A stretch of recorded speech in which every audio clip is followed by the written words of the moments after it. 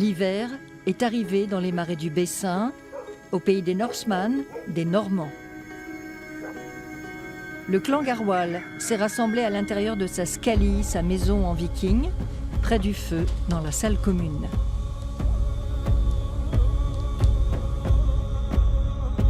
Couture, tricot, lecture, entretien du matériel, chacun vaque à ses occupations, comme au temps jadis.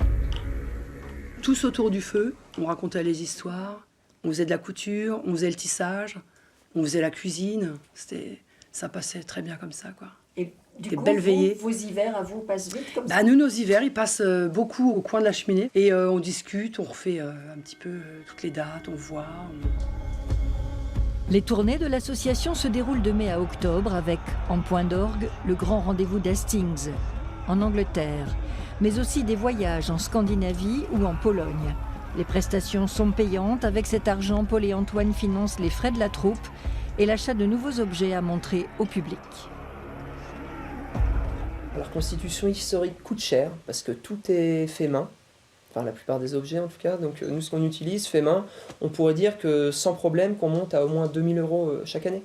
Nous, ce qu'on compte présenter, c'est comme un mini-musée qu'on amène vers les gens. Donc il faut aussi renouveler nos objets, les entretenir et les présenter au public toujours ce qu'il y avait au plus proche de la réalité. Et comment vous savez-vous auprès de qui trouver les objets dont vous avez besoin? On a des fournisseurs très très sérieux qui sont capables de nous faire des beaux bijoux comme ça. Il y a des marchés de l'histoire, de l'art et de l'histoire en France. Et vous avez des fournisseurs qui viennent de partout et qui vendent les reproductions. Paul, en fait, valide tout le temps, parce qu'il connaît encore plus de choses que nous, et il valide à chaque fois, on fait un conseil, est-ce qu'on peut acheter ça, est-ce que c'est bien notre période, est-ce qu'il n'y aura pas d'anachronisme si on se trompe d'objet, quoi, voilà. Ne pas se tromper, être au plus près de la réalité historique et toujours expliquer. La moindre tâche est l'occasion de raconter une nouvelle histoire, comme lorsque Paul graisse son pantalon de cuir. Donc ça, c'est plutôt le type de vêtements qui étaient utilisés pour chasser ou pêcher. Comme ça protégeait les vêtements qui étaient tissés, qui étaient beaucoup plus chers. Le cuir, à l'époque, n'était pas spécialement cher, tout le monde pouvait s'en procurer.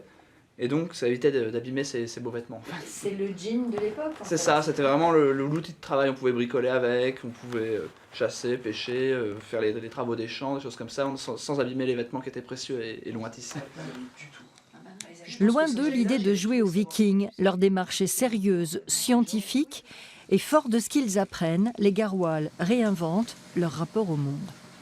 Disons qu'on apprécie le monde moderne et son confort, évidemment, puisqu'on vit à cette époque.